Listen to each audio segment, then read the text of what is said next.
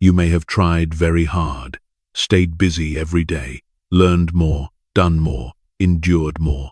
Yet deep inside there is still a very clear feeling that your life has not truly started moving. Not because you are incapable, and not because you have not made enough effort. The truth is that there is something invisible quietly directing your path each day, and if this has never been pointed out to you, you will continue repeating the same circle no matter how many external circumstances you change. This video is not here to motivate you to push harder. It is here to reveal why the more people try, the more stuck they often become, and to show the one place you need to look for life to begin responding differently. If you have ever felt that you are living without truly being in control, stay with this, because what you are about to hear may completely change the way you step into each day. There is a truth that many adults have never had clearly pointed out to them, not because it is complicated, but because it is too close. Your life is not determined by what happens on the outside, but by the inner state you carry when you face everything. You may have tried very hard, worked diligently, thought deeply, learned new skills, read more books, yet still feel as if you are standing still. Not because you lack effort, but because you are operating your life from a different level than the level where real change actually occurs. Reality does not respond to what you want. It responds to the signal you send out every day. And that signal does not come from words or plans. It comes from the underlying state you live with. Many people believe that when circumstances change, their emotions will change accordingly.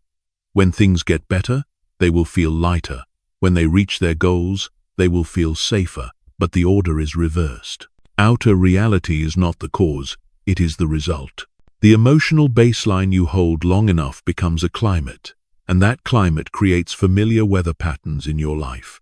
If what you carry inside is urgency, anxiety, and a lack of trust, then the outside will continuously present situations that force you to run faster, try harder, and feel more exhausted. Not because life is against you, but because it is accurately reflecting what you bring with you. You do not notice this because most of the time you are living on autopilot. You wake up, react, work, handle things, and then wait for some future moment when everything will finally be fine. But while you are waiting, you are sending out the same signal every day, and reality does only one thing. It responds. This is not meant to assign blame, but to return control. Because if the inner state is the cause, then you do not need to wait for the world to change in order to start living differently. There is a very small moment, often overlooked, where everything can shift direction. It is the pause between thought and reaction. In that moment, you do not need to fix yourself. You do not need to force positivity. You do not need to become someone else. You only need to notice the state you are carrying. That awareness is quiet, but it holds far more power than trying just a little harder. Because when you change your baseline state, you change the original signal. And when the original signal changes, the chain of responses in your life has to change with it. This story does not come to push you to run faster. It comes to remind you that you are not stuck because you lack effort. You are simply standing on an old level of awareness. And the moment you begin to see life from this level, where state comes before action, where the inner world leads the outer world, you will realize that you never truly lost control. You simply forgot, for a while, that your hands were on the wheel. Feeling stuck is often disguised very skillfully. It does not appear as a major crisis, but as a sequence of days that pass evenly, busy yet not moving forward, trying yet not feeling any lighter. You do many things right, but deep inside there is still a vague sense that you are repeating yourself, not because you lack ability, but because the state you are holding causes every effort to follow the same old trajectory. When the baseline state is urgency, lack of trust, or constant waiting for a different condition, then no matter how diligent your actions are, they only reinforce the feeling of being stuck. You can change jobs, change environments, change goals, but if the inner state does not change, you are simply carrying the same climate to a different place. And that climate will create familiar weather patterns, no matter how much the context changes. This explains why some people achieve many things on the outside yet still feel empty, and also explains why others may not have many advantages yet live with lightness and stability. The difference is not in circumstances, but in the state they carry as they step into each day. When you live in a state of waiting, life will continuously place you in situations where you have to wait more. When you live in a state of lack, you will always notice what you do not have. When you live in a defensive state, the world will appear as a place that requires protection. Reality does not judge, it only responds. Feeling stuck, therefore, is not a sign that you are doing something wrong, but a signal that you are holding a state that no longer matches the person you are becoming. Most people try to solve this feeling by adding more action, more plans, more pressure on themselves. But pressure does not change the state, it only tightens the old one. The more you force yourself forward while the inside is contracting, the heavier everything feels. There is an important paradox here. Change does not begin when you do more, but when you bring a different state into the same familiar actions. The same task, when done from presence, from clarity, from a sense of inner sufficiency, opens an entirely different chain of responses.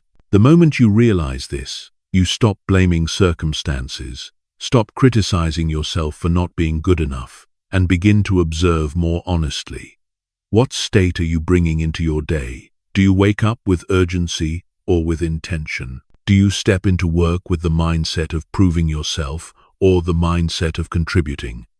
Do you respond to difficulty with tension or with curiosity? These very small choices are quietly shaping the feeling you call your life. When you see clearly that feeling stuck is not an external wall but an internal loop, you begin to have space to change.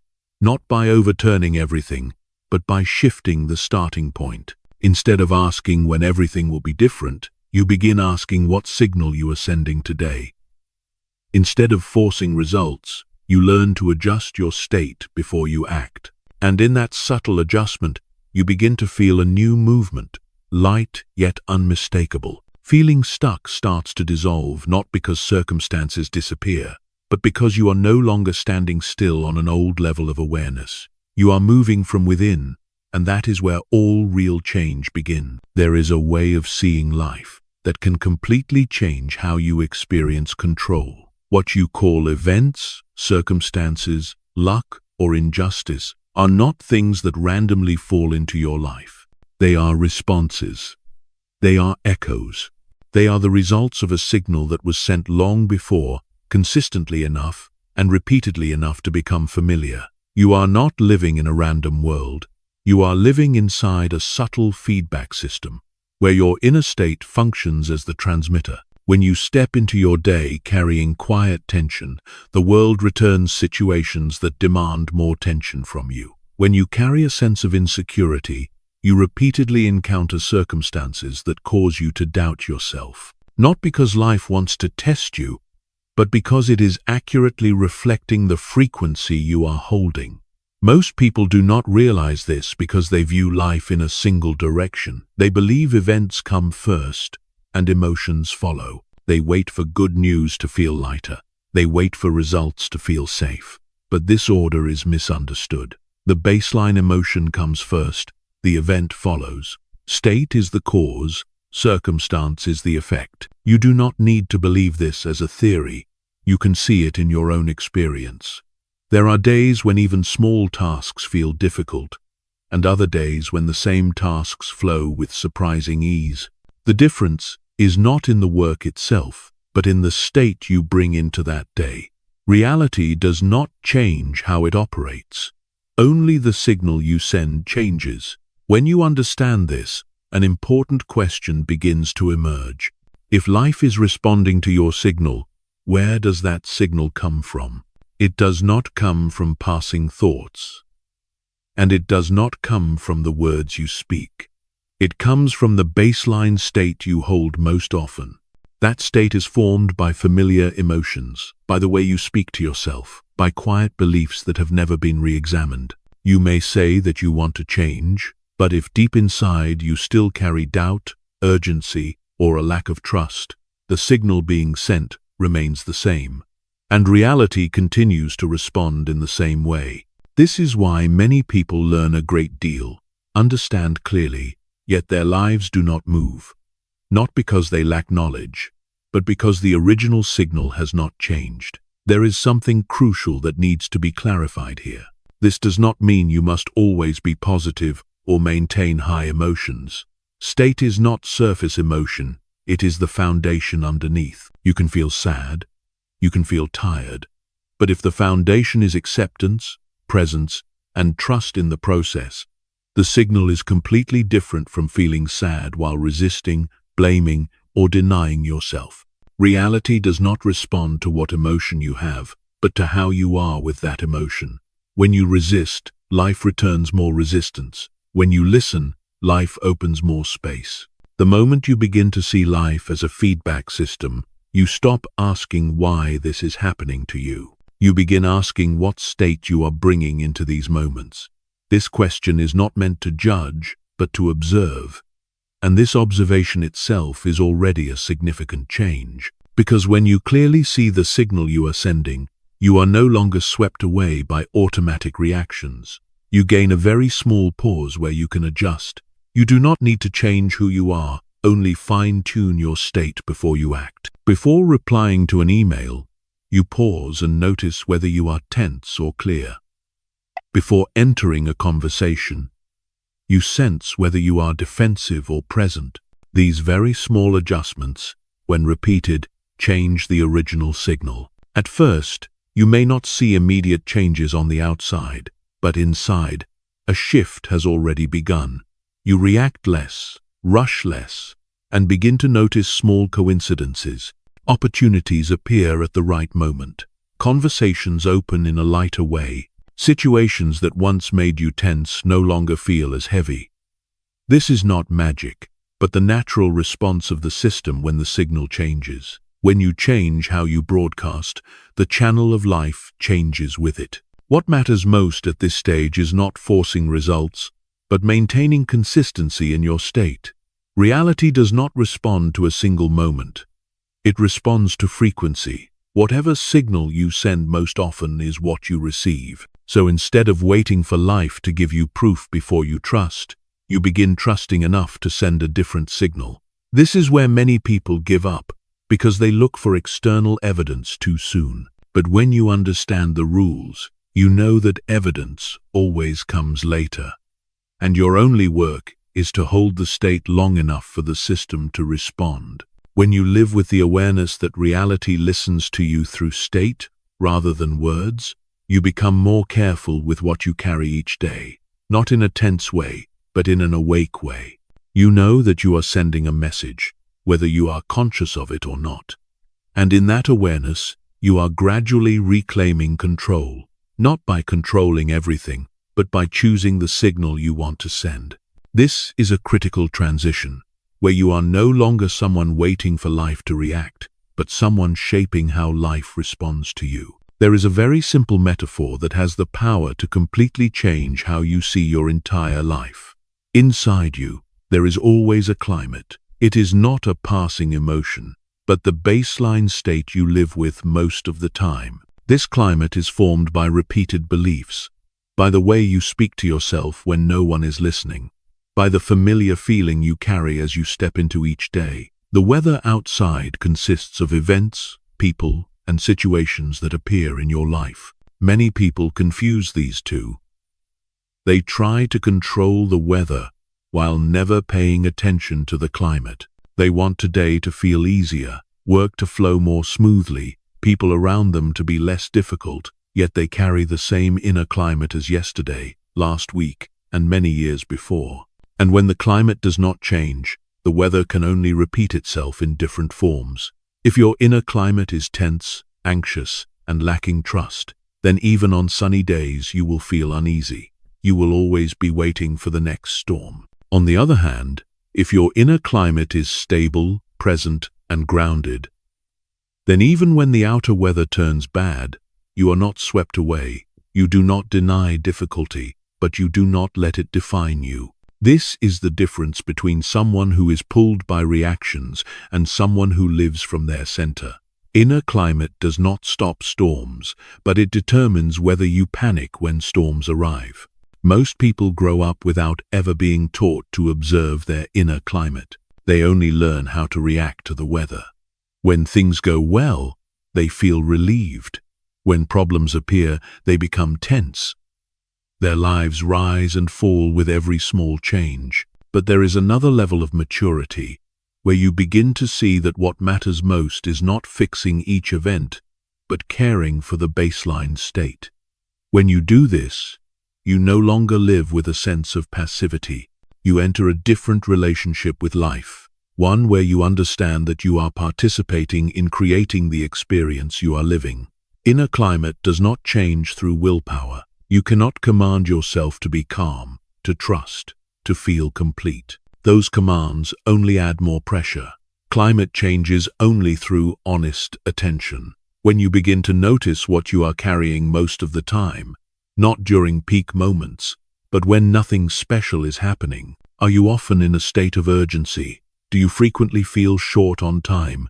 Do you carry a subtle tension even when there is no clear reason? These baseline feelings are the climate, and from that climate, familiar weather patterns continue to form. There is something very subtle here. You do not need to change the climate immediately. You only need to recognize it. This recognition is like stepping outside and noticing that today it is cold. You do not blame the sky. You simply put on a jacket. When you recognize that your inner climate is cold, dry, or stormy, you begin to adjust how you live your day.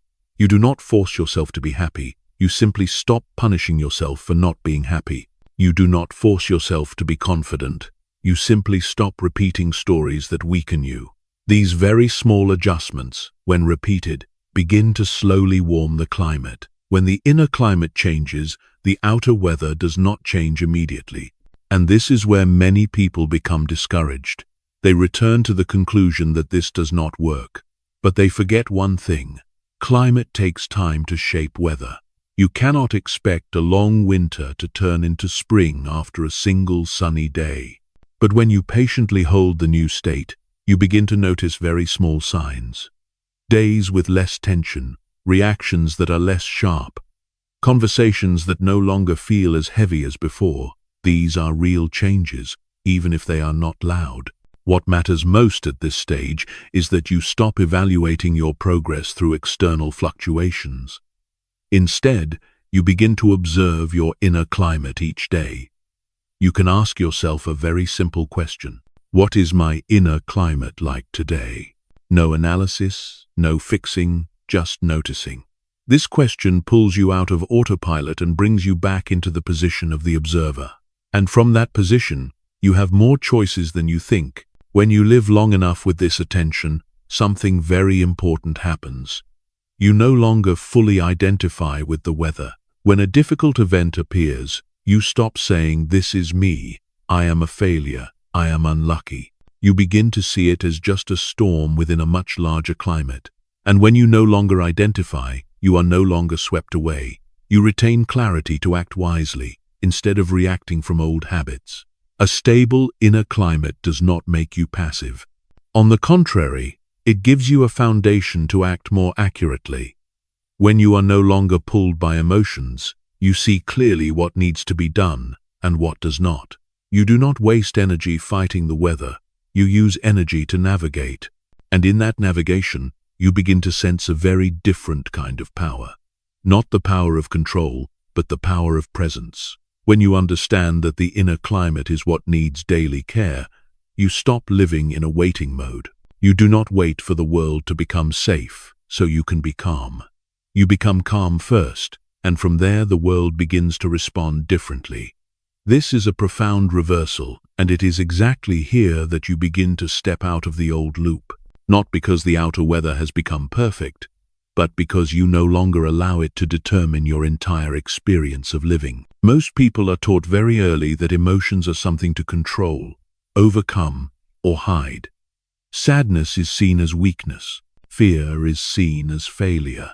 Anger is seen as wrong. So when these emotions appear, your first reflex is not to listen, but to resist.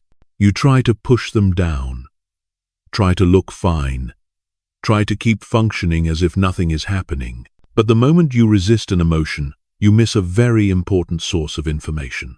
Emotions do not arise randomly. They are data. They are signals telling you where you are in relation to what you truly believe, truly need, and truly value. When you see emotions as enemies, you begin to fight your own navigation system. You no longer read the signal, you only experience noise, and without clear signals, you start making decisions from fear or from old habits. This explains why many intelligent and capable people keep repeating choices that exhaust them, not because they do not know what is good for them, but because they disconnected from emotional data from the very beginning. Emotions function like a compass. They do not tell you where you must go, but they tell you whether you are off course or aligned. When you feel a prolonged heaviness, it is not a sign that you need to try harder, but a sign that you are moving against your values or a rhythm that fits you. When you feel lighter and clearer, even while doing difficult work, it is a sign that you are in sync. But when you judge emotions, you lose access to this information. You only see yourself as wrong, weak, or in need of fixing. And so, you return to autopilot. There is a crucial difference between being controlled by emotions and listening to emotions. Being controlled means reacting immediately, saying things you later regret, making decisions just to escape discomfort. Listening means creating a pause. You recognize that the emotion is present, but you do not identify yourself with it. You do not say, "I am fear." You say, "Fear is present." This very small distance creates freedom. In that space, you can ask what this data is pointing to. Is it warning you about a boundary being crossed, or about an old belief being activated? Many people try to live positively by ignoring negative data, but a navigation system only works when you read all the data, not just the pleasant parts. If you only pay attention to good emotions, you blind yourself to half the map. Maturity is not about never having difficult emotions. It is about no longer panicking when they appear. You begin to see them as neutral messages, not good, not bad, just information. When you change your relationship with emotions, the way you live your day also changes. Instead of asking how to stop feeling this way, you ask what this emotion is trying to tell you. Instead of forcing yourself to continue when you are overloaded, you recognize that the data is showing you the need to adjust your pace. This does not make you weaker. On the contrary, it helps you make more accurate decisions, because you are no longer relying only on thoughts conditioned by the past. You are combining reason with living data from present experience. There is an important paradox here. When you allow emotions to exist without resistance, they usually do not last. They complete their function of delivering information and then dissolve on their own. But when you suppress or judge them, they are stored in the system and become baseline states.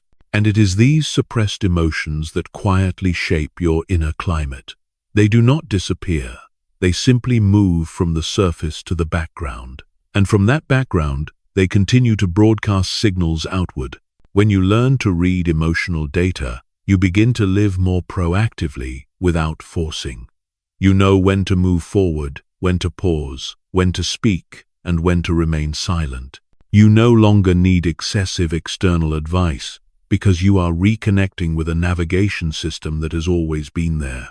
This brings a very different kind of confidence. Not confidence because you know everything, but confidence because you know how to listen to yourself. In this context, emotions are no longer something you must overcome to succeed. They become allies that help you live more accurately, more clearly, and more sustainably. When you stop seeing them as enemies, you stop wasting energy on resistance. You use that energy to adjust direction. And in this subtle adjustment, you begin to feel a new flow, lighter, more real, and more aligned with the person you are becoming. There is a very familiar paradox that is rarely named clearly. You put in more effort, work harder, push yourself to be more disciplined, yet instead of moving forward, you feel more tired and stagnant. not because you lack willpower, but because you are trying to push a system that is operating at the wrong level. When the baseline inner state is tension, fear of falling behind, or constant pressure to prove your worth, every effort turns into friction. You are not just working, you are fighting yourself in every action, and that resistance consumes an enormous amount of energy. You may sustain it for a while, but you cannot go far in that state. This is why there are periods when you are extremely busy, constantly pushing. Yet when you look back, you do not see how far you have actually gone. There is movement, but there is no real shift. The more you try from a contracted state, the tighter the old loop becomes. Effort applied from a place of mistrust only reinforces the feeling of lack. Effort driven by fear only makes fear more subtle. Many people misunderstand and believe their problem is a lack of discipline. But discipline built on a misaligned state does not create freedom. It only creates endurance, and endurance cannot be a long-term foundation for a fulfilling life. When you look deeper, you will see that many of your efforts do not come from clarity, but from avoidance. Avoiding the feeling of not being enough, avoiding the fear of being left behind, avoiding the silence where you would have to face yourself. You fill your days with action so you do not have to feel. But action that is not guided by the right state becomes a very refined form of escape. On the outside it looks productive, but on the inside it grows increasingly empty. This is when exhaustion begins to appear even though you have not reached your true limits. This exhaustion does not come from the work itself, but from the constant conflict between what you are doing and the state you are in. There is a crucial truth that needs to be recognized. Effort itself is not the problem. The issue is not how much you do, but the state you bring into what you do. The same amount of effort, when carried out from presence, from a sense of sufficiency, from trust in the process, will nourish you instead of draining you. When you act from clarity, energy no longer leaks into fighting emotions or internal stories. Your entire system moves in one direction, and without internal resistance, movement becomes far more efficient. Many people do not realize that they are using effort to compensate for an unstable baseline state. Instead of adjusting the state, they increase intensity. Instead of pausing to listen, they force themselves to run faster. But accelerating while the wheels are misaligned only wears them down faster. The moment you dare to stop and look directly at your inner state, you may feel uncomfortable, because silence reveals what you have been avoiding. But this very pause is where real change begins. You do not need to abandon everything you are doing. You only need to change how you are while doing it. Instead of entering the day with the question of what else you must do, you begin with the question of what you are carrying within. This question takes you out of strain and returns you to a position of agency. You begin to recognize which efforts are truly necessary and which are merely old reflexes. You start cutting away actions meant to prove and keeping actions that create real value. This may result in doing less in the short term, but you will go farther in the long term, because your energy is no longer scattered. When effort is no longer a way to escape emotions, it becomes a tool to express the life you choose to live. You work not to fill a sense of lack, but to expand a sense of sufficiency. You act not to avoid fear, but to move with clarity. And in this subtle shift, you come to realize something important. You do not need to try harder to escape stagnation. You need effort at the right level. When the baseline state is adjusted, effort becomes lighter, more precise, and directed. You no longer feel like you are pushing a boulder uphill. You feel as though you are walking on a clear path. And from there, progress no longer has to be forced. It becomes a natural outcome of living in alignment with your new level of awareness. There is a very small moment, yet one with decisive weight, that most people overlook. It is not loud, not dramatic, not celebrated like big actions.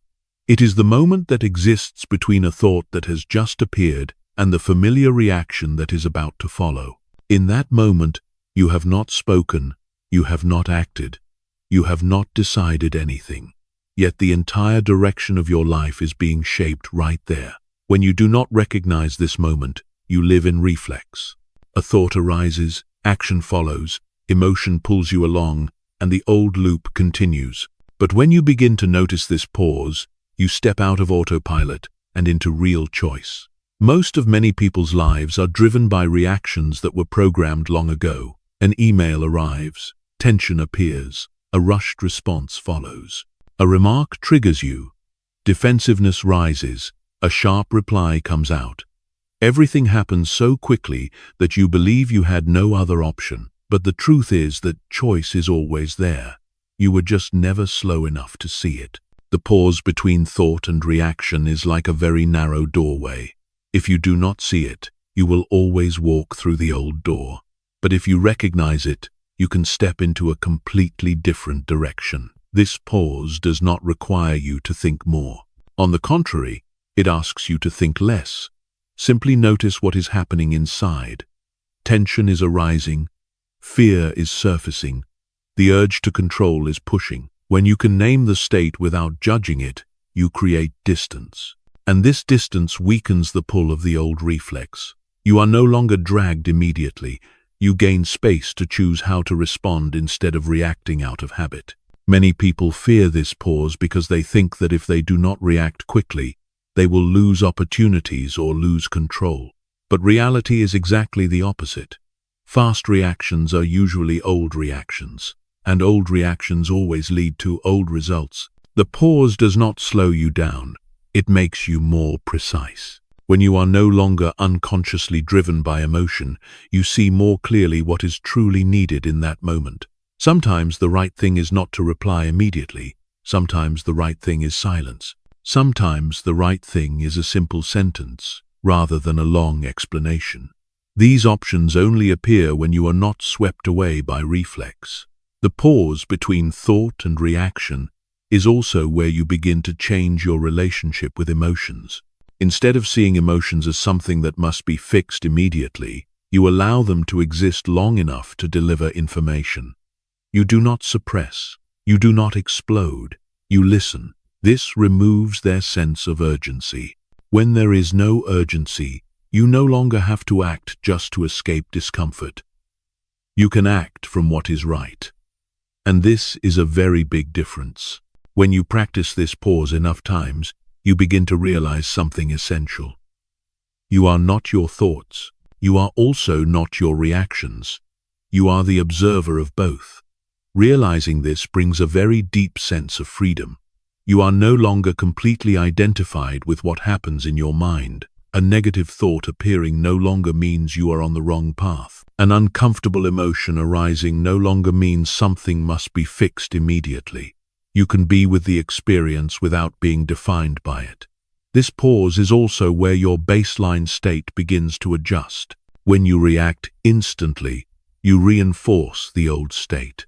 When you pause, you create the opportunity to choose a different state, not by forcing it, but by recognizing it. Recognizing that you are tense and allowing yourself to soften a little. Recognizing that you are defensive and choosing more presence. These very small adjustments, repeated across hundreds of moments, gradually change your inner climate in a lasting way. Many people search for big turning points, life-changing decisions. But very few realize that life is redirected by moments this small.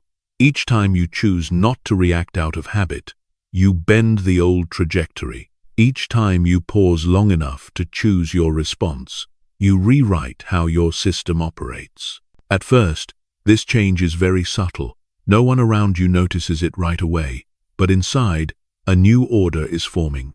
The pause between thought and reaction is not something you do once and finish. It is a way of living.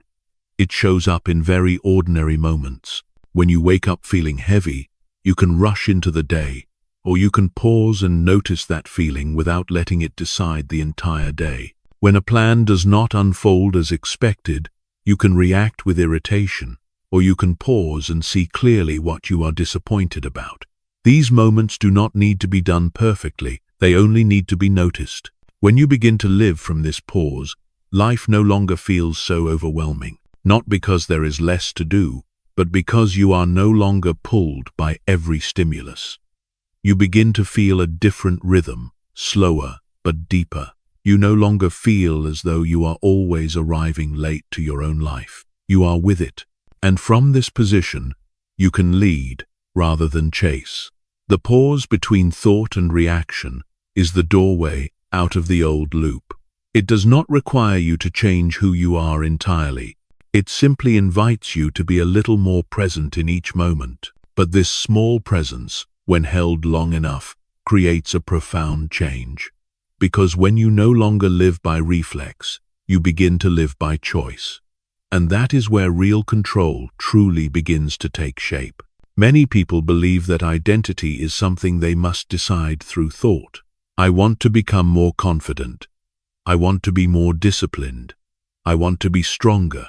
These intentions sound clear, but they rarely create lasting change. Not because you lack determination, but because identity is not formed from what you want, it is formed from what you live with every day. You do not become a calm person by thinking about calmness. You become calm when you hold a stable state long enough for your system to recognize it as familiar. Identity is not a declaration. It is the result of quiet repetition. Every day, whether you are aware of it or not, you are reinforcing some version of identity. Not through big decisions, but through how you show up in small moments. When you consistently react with urgency, you reinforce the identity of someone who is always being chased by time. When you regularly doubt yourself before starting, you reinforce the identity of someone who does not trust their own inner value. These patterns do not require intention. They form naturally when a state is held repeatedly, and over time, that state is no longer experienced as a state. It becomes who you think you are. This is why many people feel stuck in an old version of themselves, not because they do not know how to live differently, but because the baseline state they are holding remains the same. They may change goals or strategies, but if the state they bring into action is still anxiety, defensiveness, or the need to prove themselves, the old identity continues to be fed. And the old identity will always pull them back toward familiar choices. Real change does not begin with who you want to become. It begins with the state you are in when no one is watching. There is an important truth that must be faced directly. You cannot build a new identity by fighting the old one. When you say, I do not want to be this person anymore, but continue to carry the same tense state, you are only reinforcing what you want to escape. Identity does not change through rejection. It changes through replacement. You do not erase an old state. You stop feeding it, and you feed a different state instead. This process is quiet, requires no declaration, no recognition from others. It happens in ordinary moments, when you choose to be present in a slightly different way. When you begin to hold a new state, even briefly, your system responds. At first, it feels unfamiliar, uncertain, even unsafe, because your nervous system is used to the old pattern, even if that old pattern exhausted you. This is why many people give up when they start living differently. Not because the new way is wrong, but because it is not yet familiar. But if you continue to hold the new state in small moments, the system begins to adapt. And when adaptation happens, a new identity starts to form. Identity is not created on the days when you perform exceptionally well. It is created by how you return to the state you choose on days when motivation is absent. When you are tired yet still, choose presence instead of drifting. When you feel doubt yet still, choose to act from clarity rather than defensiveness. These choices do not produce immediate results, but they are rewriting the story you tell about yourself. You are no longer someone who acts only when ready. You become someone who knows how to hold a state even when things are imperfect. There is a subtle point here. State is not surface emotion. You do not need to feel confident all the time to build a grounded identity. You only need to hold an underlying foundation, such as self-respect, honesty with your emotions, and trust in the process. You can feel sad within a stable state. You can feel fear within presence. And this is what makes the new identity flexible and real. Not rigid, not artificial, not performed. When you understand that identity is built by states held repeatedly, your approach to change shifts. You stop putting pressure on yourself to become a perfect version. You simply focus on showing up in alignment with the state you choose in this moment. Then the next moment, and the one after that. This simplicity brings a deep sense of relief. You are no longer carrying the entire future on your shoulders. You are only responsible for how you are right now. Over time, one thing becomes very clear. You do not need to convince yourself that you have changed. Life around you responds differently. Situations that once triggered strong reactions no longer carry the same weight. Choices that once felt difficult become more natural, not because you forced yourself to be different, but because you truly are. The new identity does not need to be declared, it is felt. And when you live from this identity, you no longer have to strain to maintain it. It becomes the foundation for everything that follows. From there, life is no longer a series of efforts to become someone else. It becomes a process of living more and more in alignment with the person you are forming from within. Many people believe that action is the key to all change. Just do it and you will get used to it. Just move forward and the emotions will follow. This way of thinking is not entirely wrong, but it is only true when action is built on a foundation that is already aligned. When you are internally scattered, doubtful, or in conflict with yourself, action does not create sustainable progress. It only creates surface-level movement. You can do many things, complete many tasks, yet deep inside, still feel lost. Not because you lack discipline, but because your system is being pulled in multiple directions at the same time. One part wants to move forward, one part wants safety, one part wants recognition. When these parts are not aligned, action becomes a tug-of-war, and that tension exhausts you more than it moves you forward. Inner alignment means that what you think, what you feel, and what you do are moving in the same direction. It does not need to be perfect, it just needs to be non-contradictory. When you say you want to change but every action comes from fear, the inner message is mistrust. When you set big goals but your baseline state is lack and urgency, every action carries pressure. That pressure does not disappear when you reach results. It simply moves on to the next goal. This is why many people achieve what they want yet never feel enough. Not because they are greedy, but because they were never aligned at the root. There is a very clear sign that your actions are not aligned. It is the feeling of constantly forcing yourself. Every step forward requires a great deal of willpower. Every day feels like a battle with yourself. When action requires excessive force, it is a signal that your inner state is not ready. Not as a reason to stop forever, but as a cue to adjust. Like driving a car with misaligned wheels, you can keep pressing the accelerator, but the car will shake and burn fuel. Only when you stop to realign the wheels does movement become smooth. Alignment does not mean waiting until you feel perfect before acting. Alignment means acting from clarity rather than resistance. You can feel fear without fighting fear. You can feel tired without blaming yourself for being tired. When you allow your current state to be acknowledged, action no longer becomes an escape. It becomes an appropriate response. You act because it is right, not because you need to prove something or run away. When action comes from alignment, energy is used far more efficiently. You do not have to push yourself forward. You are pulled by clarity. Tasks that once felt hard to start become more natural, not because the work itself changed, but because the way you are while doing it changed. Your inner state no longer pulls you backward. Your entire system begins to support action rather than resist it. There is something subtle that needs to be recognized. Alignment is not something you achieve once and finish. It is an ongoing process of adjustment. Each day, you may drift slightly off, and each day, you have the chance to realign. Before starting something important, you can pause for a few seconds and sense what state you are in. Tense or clear, rushed or present, defensive or open. Simply noticing is enough. This awareness is already the first step of alignment. When you live this way, action is no longer a burden. It becomes a natural expression of the state you are holding.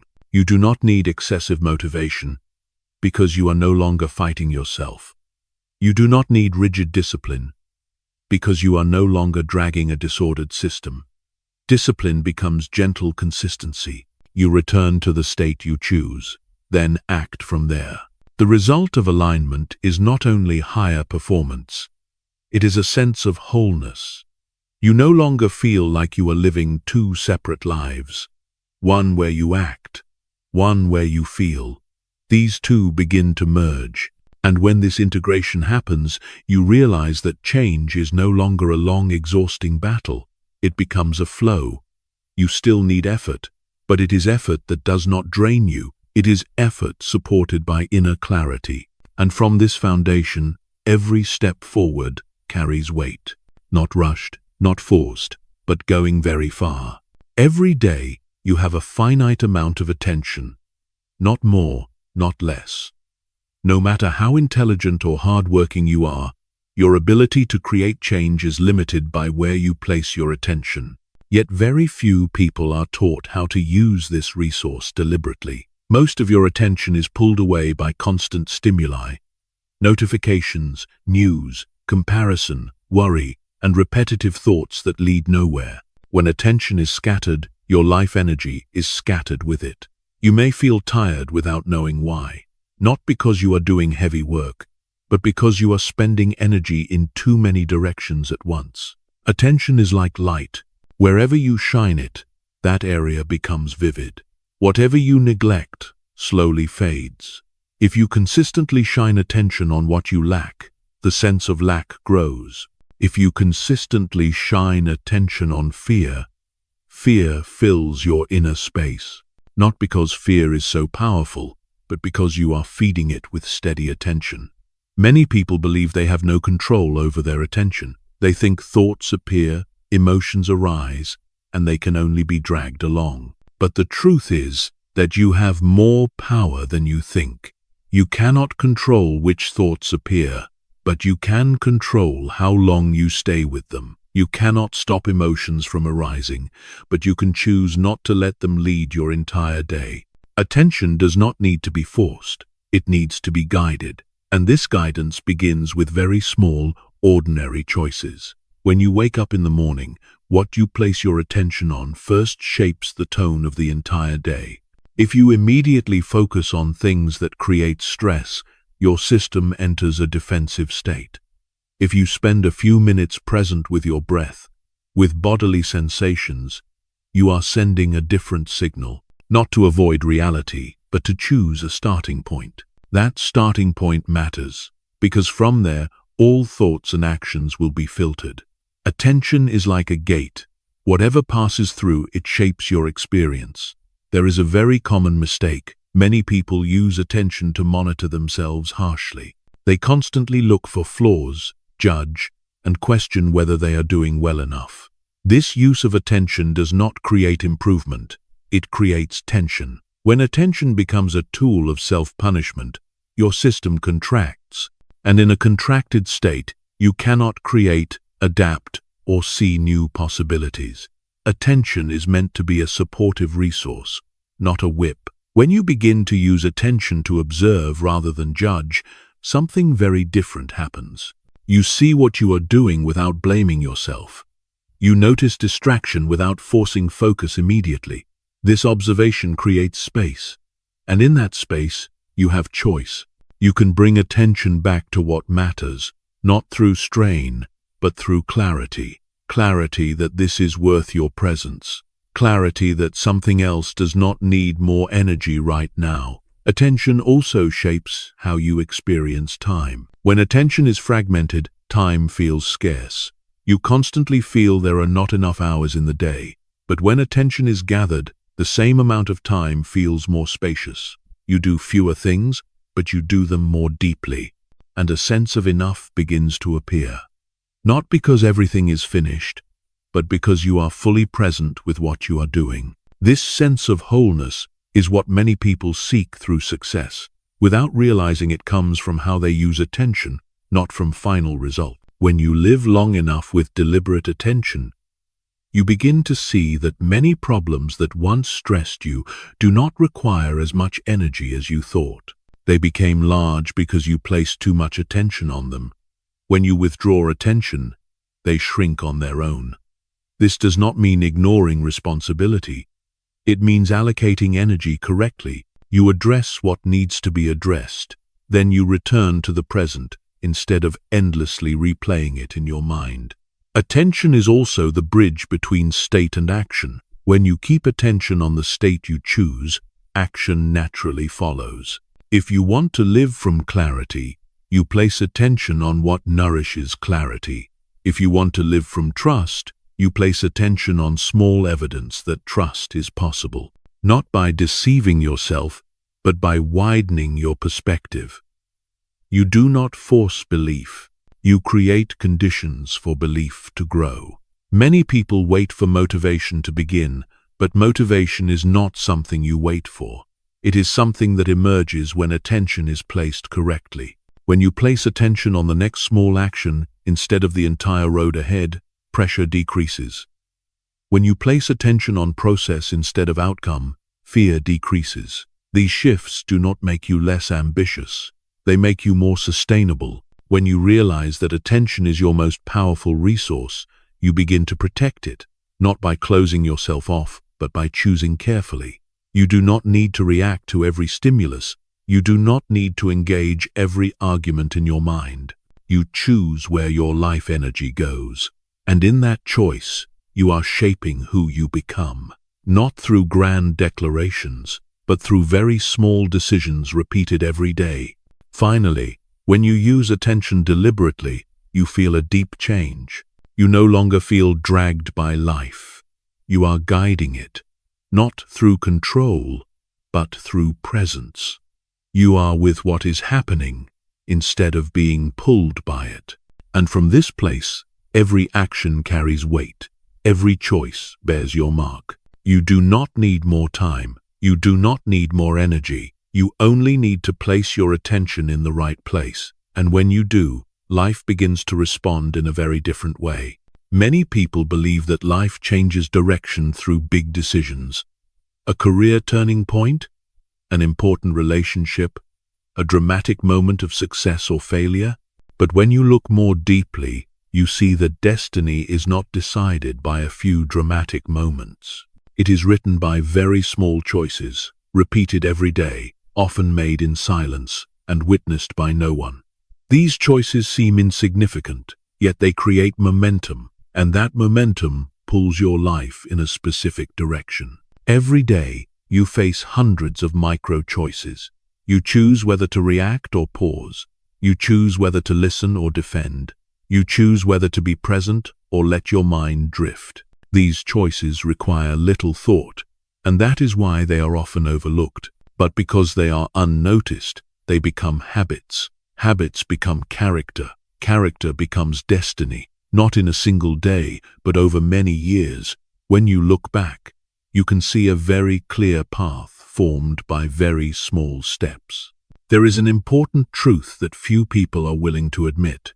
Most of what you are living today is not the result of one major decision in the past, but the result of what you chose to repeat in the smallest moments. You chose to wake up in urgency or in presence. You chose to continue an inner dialogue that weakened you, or to stop and choose a different voice. You chose what to look at when no one required you to look at anything. These choices do not create an immediate sense of change, but they are shaping how your system operates. Many people want to change their lives by doing something big. But big actions only have power when they are supported by aligned small choices. Otherwise, the big action is just a short jump. After that, you return to the old trajectory. This is why many inspiring plans go nowhere. Not because the idea is wrong, but because the daily foundation does not change. You cannot live 6 days in the old state and expect a decision on the 7th day to create a miracle. Your system is always loyal to what you repeat most often. Small choices are also where identity is reinforced. When you choose to return to what you committed to, even without emotion, you are writing a clear line into your identity story. You are someone who keeps promises to yourself. When you choose not to react from an old habit, you write another line. You are someone who has a pause. These lines are not written with words, but with micro-actions. And over time, they form a consistent story of who you believe you are. There is an important paradox to understand. Small choices rarely bring immediate rewards. No one praises you for choosing presence over distraction. You do not receive clear results when you choose to speak less and listen more. That is why many people ignore them in favor of choices that deliver quick feelings of achievement. But the reward of small choices is not immediate sensation. It is long-term direction. Each small choice is like adjusting the rudder of a ship. A very slight shift today creates a vast distance after many years. When you begin to notice micro-choices, you realize you have more power than you thought. You do not need to change everything at once. You only need to change one familiar choice. Instead of reaching for your phone the moment there is space, you can choose to stay with silence for a few seconds. Instead of blaming yourself for a mistake, you can choose to learn from the data. These changes do not make you a different person immediately, but they teach your system something new. And systems learn through repetition, not promises. There is something very subtle here. When you choose aligned small actions, you send a new signal into life's feedback system. You do not need to fully believe where this will lead. You only need enough honesty to try. As you repeat the choice, you begin to notice small responses from the outside. Conversations feel lighter. Decisions become clearer. Not because life suddenly changed, but because you are entering it from a different state. Many people wait for a day when they will feel ready to live differently. But readiness does not come before choice, it comes after. You do not need to feel ready to choose what is right. You only need to choose what is right, and readiness will gradually appear. Small choices are how you teach your system that you can trust yourself. And this trust does not need to be announced. It is built in silence. When you look at your life from this perspective, many things become clear. You no longer see yourself as a victim of big circumstances. You see yourself as someone who repeated certain choices. This is not for blame, but for empowerment. Because if small choices brought you here, different small choices can take you somewhere else. No miracles required, only consistency. What matters most is that you stop judging small choices by immediate emotion. You begin to evaluate them by the direction they create. You ask where this choice is taking me, not today, but a year from now. This question is simple, yet powerful. It pulls you out of haste and into long-term vision. And when you live from this vision, you are no longer swept away by small disturbances. Small daily choices are quiet, but they are honest. They do not need recognition, they only need repetition. And when you repeat them long enough, you realize that destiny is no longer something vague or distant. It is being written in how you choose to stay with yourself in each moment, not grand, not dramatic, but real. And this reality is the foundation of all lasting change. There is a very subtle moment that occurs when you have held a new state long enough. It does not arrive as an explosion. It comes as a gentle shift in how life responds to you. Things that once felt hard to start become easier. Conversations that used to feel tense become shorter and clearer. You do not need to force these changes to happen. They appear as a natural consequence of the fact that you are broadcasting a different frequency. When you change your frequency of living, reality has no choice but to respond according to that frequency. Many people misunderstand what it means to change frequency. They think it requires always feeling positive, always keeping high energy, always controlling emotions. But frequency does not live at the level of surface emotion. It lives at the level of the baseline state. You can feel sad and still hold the frequency of presence. You can feel tired and still hold the frequency of honesty with yourself. What changes life's response is not avoiding difficult emotions, but how you are with them. When you stop resisting your experience, you send a very different signal. It is the signal of acceptance and clarity, and the feedback system of life always responds to this signal by opening rather than closing. When your frequency changes, the first thing you notice is not major achievements. It is a shift in how you see. Things that once occupied your mind with worry no longer take up as much space, not because they disappear, but because you stop feeding them with attention. You begin to see possibilities that were previously hidden by urgency. Options that were once invisible become clear. This is a critical form of feedback. Reality does not only change what happens, it changes what you are able to perceive. Something very interesting begins to happen at this stage.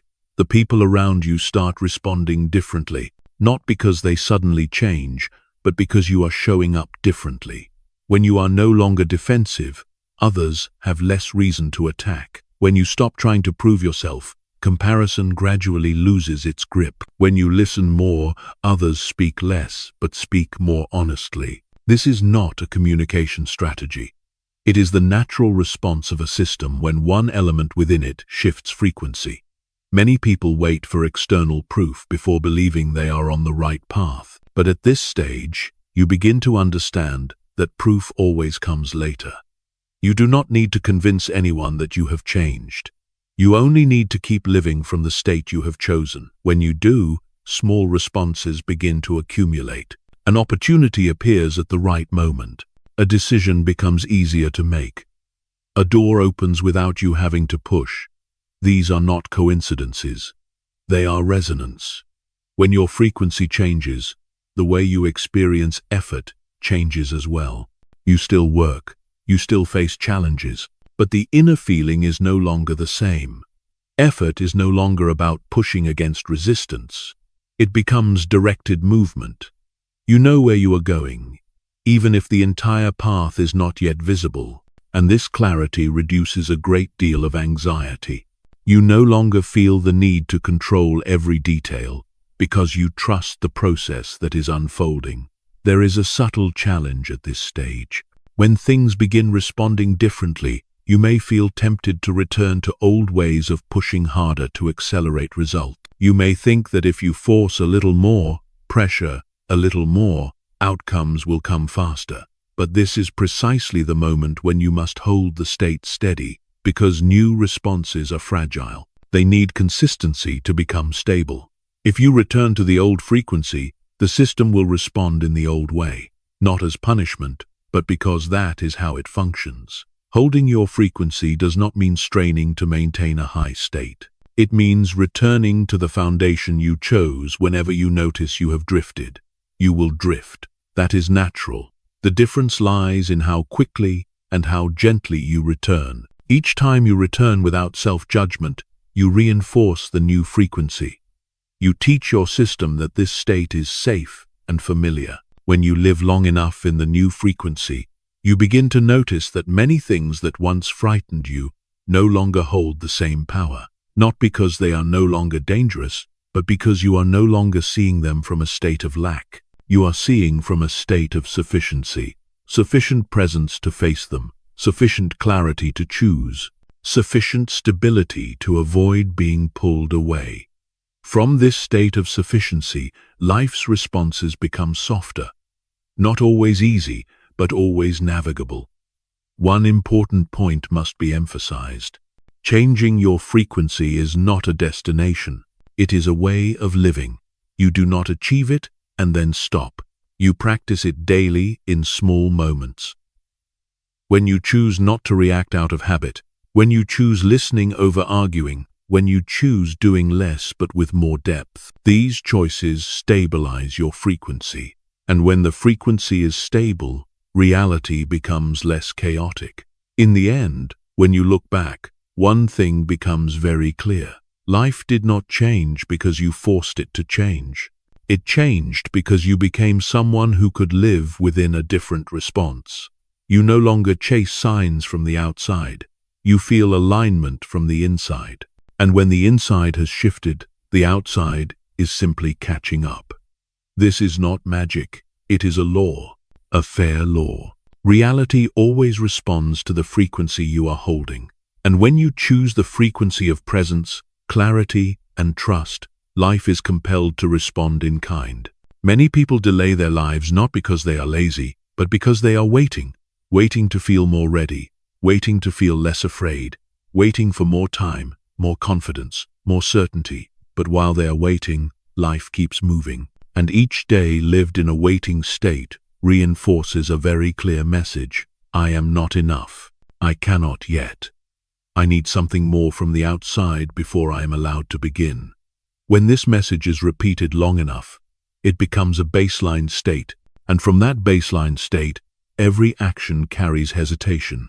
The truth is simple but difficult to accept. There is no moment of perfect conditions that arrives before you begin to live differently. There is no day when all fear disappears before you act. There is no flawless starting state. The only thing you can choose is how you show up right now. When you show up in a state of waiting, life responds with delay. When you show up with presence and clarity, life begins to open the next steps. Not because you are ready, but because you stopped waiting. There is a very common misunderstanding. Many people believe they must change circumstances first, and then their state will follow. But this order is rarely true. State always comes first. You do not need a stable life to feel grounded. You need to feel grounded in order to build a stable life. When you wait for conditions, you hand control over to circumstances. When you show up in the right state, you take control back. This difference is subtle, but it changes your entire relationship with life. Showing up in the right state does not mean you must feel completely confident. It means you are honest about where you are and still choose to be present. You can feel fear and still take a small step. You can feel doubt and still say what needs to be said. You can be unclear about the whole path and still do the next necessary task. The right state is not the absence of difficult emotions. The right state is not allowing those emotions to decide whether you show up or not. When you stop waiting for perfect conditions, you begin to see what was previously hidden. You realize that many doors only open once you are standing in front of them. Much information only appears once you have begun to move. When you stay still waiting for certainty, you receive nothing beyond old assumptions. But when you show up with a willingness to learn, even imperfectly, life begins to provide new data. Not to reassure you instantly, but to guide you step by step. There is something important at this stage. When you start showing up differently, you may meet resistance, not only from the outside, but from your own old system.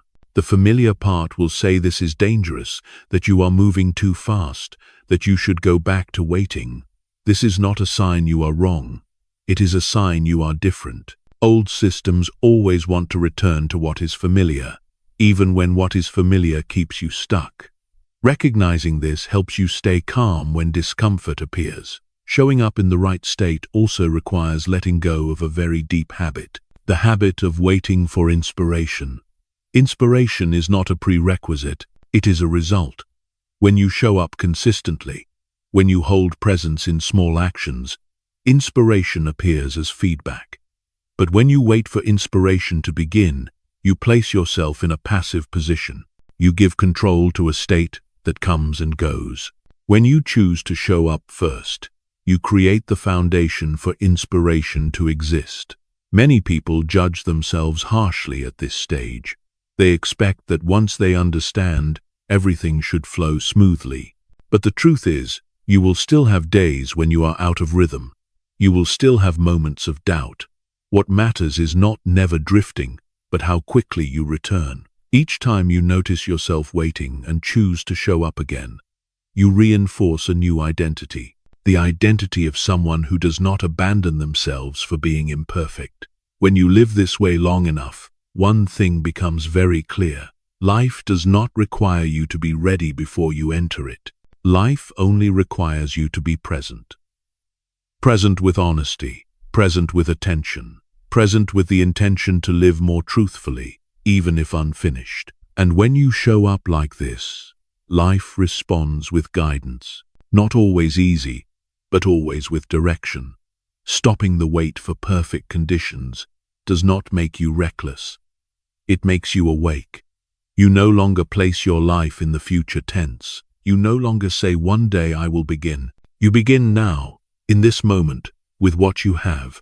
No strain, no performance, no waiting.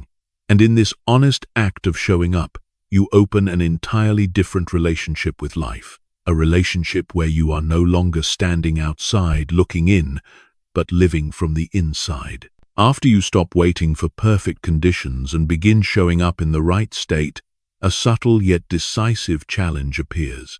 It is the ability to hold rhythm, not a work rhythm, but an inner rhythm. Many people can change for a short period of time. They have days of greater clarity, calm, and presence.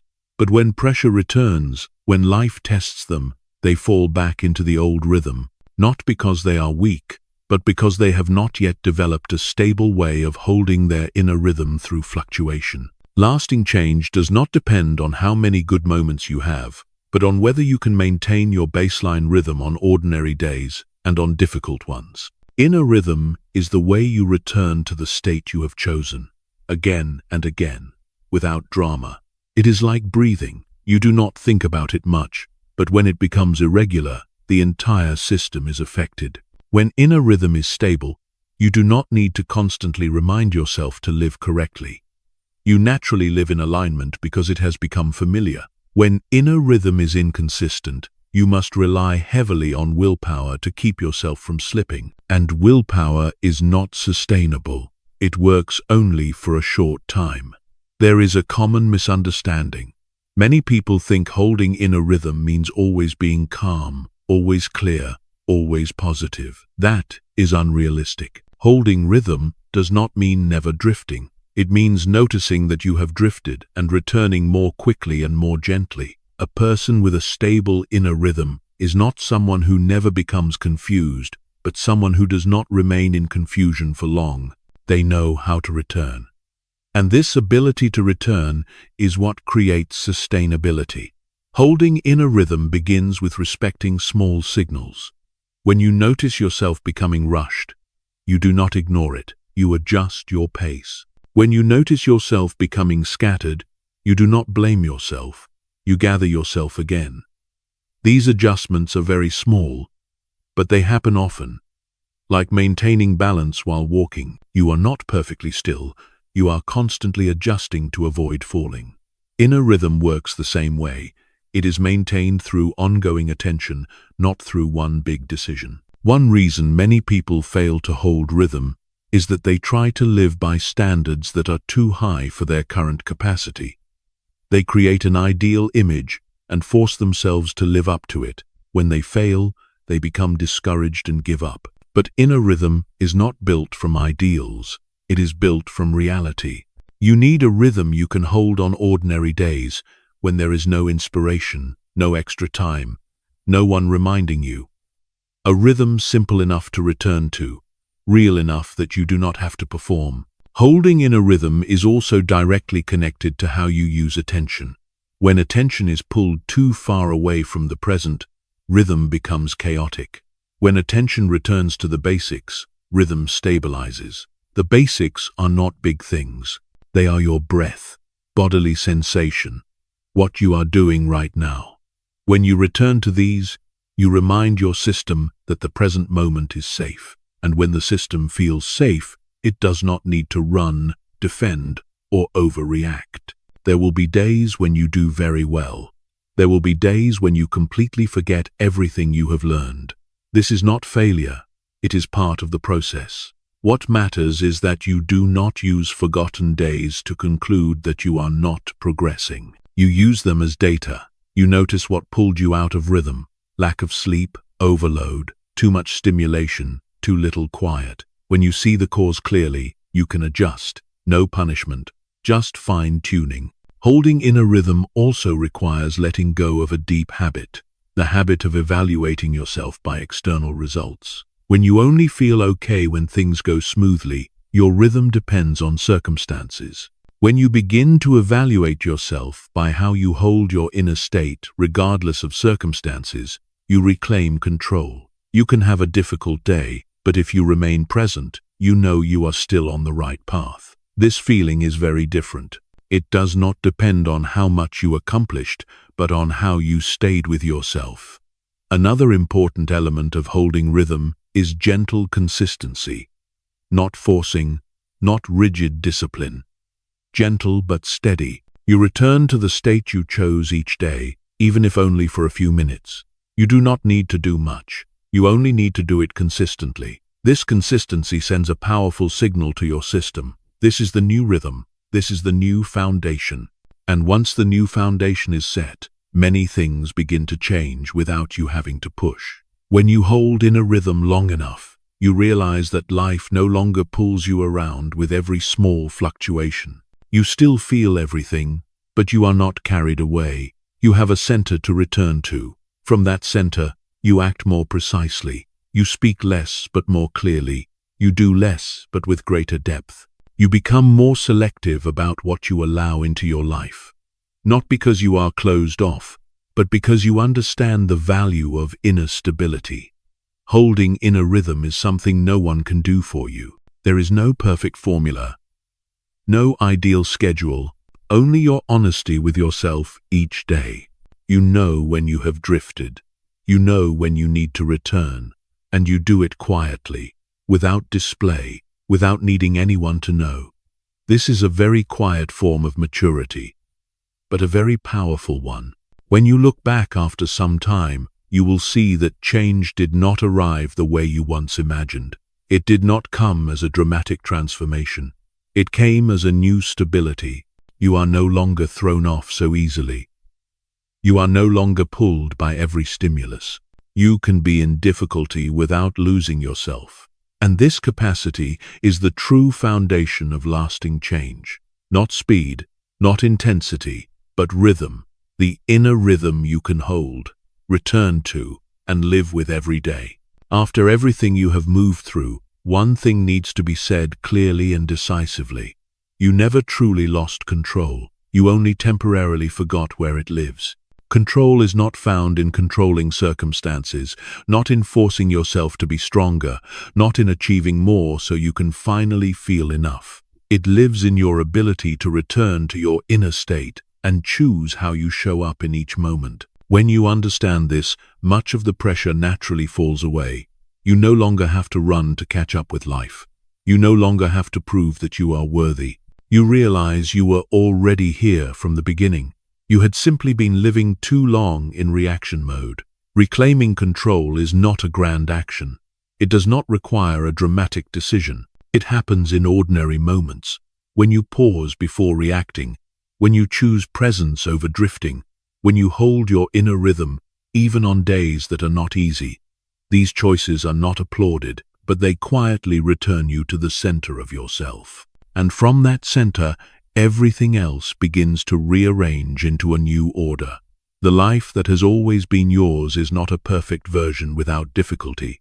It is a life where you no longer trade presence for outcomes, where you no longer postpone living until everything is fine, where you can face challenges without losing yourself.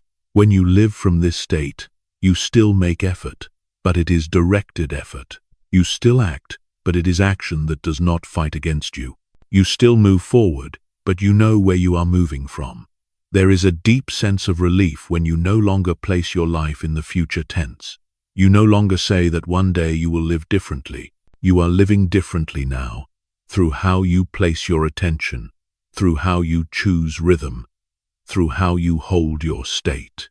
This does not make life immediately easy, but it makes life real. And truth always carries a quiet healing power. When you step into this way of living, you do not need to give up ambition or the desire to grow. On the contrary, you are giving them a stronger foundation. Ambition no longer comes from lack, but from expansion. Growth is no longer a race, but a natural process. You are no longer afraid of moving slowly, because you are no longer lost. You are no longer afraid of mistakes, because you know how to return. And from this steadiness, you go farther than you ever imagined. There may still be days when you forget, days when you are pulled away, days when you react from old habits. This does not negate the journey. It simply reminds you that returning is a practice, not a title. Each time you notice and come back, you are reinforcing who you are becoming, not through promises, but through lived experience. In the end, what matters most is not how much you have heard or how many concepts you understand. What matters is what you carry into the next day. Not much is needed. Just one clear choice, one well-timed pause, one inner rhythm held steady. From these very small things, a different life begins to form. Quietly, without display, but grounded and directed. You do not need to become someone else to live a meaningful life. You only need to return to yourself, present enough to choose, patient enough to hold rhythm, and trusting enough to keep walking. When you do that, you are no longer searching for control anywhere else. You are living inside it. And that is when life finally begins to respond in the way you have long been waiting for. You have reached the end of this journey. And if you are still here, that says something very clear. A deep part of you is ready to stop living on reflex and begin reclaiming control. What you have just heard is not a story meant to create temporary emotion. It is a map that shows why life does not change when you try harder, but changes when you adjust the state you live from each day. You have seen that feeling stuck does not come from external circumstances, but from an inner climate held for too long. That reality does not respond to desire, but to the signal you send out. That emotions are not enemies, but guiding data. That action only has power when there is inner alignment, and that very small choices, held consistently, are quietly rewriting your destiny. What matters most is not how many ideas you remember, but the state you carry with you after this video ends. If you leave with clearer presence, with a pause before reaction, with the intention to hold your inner rhythm in the next day of living, then this journey has fulfilled its role. Thank you for giving your time and attention to stay all the way to the end. If this content resonated with you, please like the video to support the channel. Share it with anyone you know who feels stuck and needs a different perspective. And do not forget to subscribe to continue walking with us through deeper stories of inspiration, personal growth, and mastering life from the inside. I look forward to meeting you again on the next journey.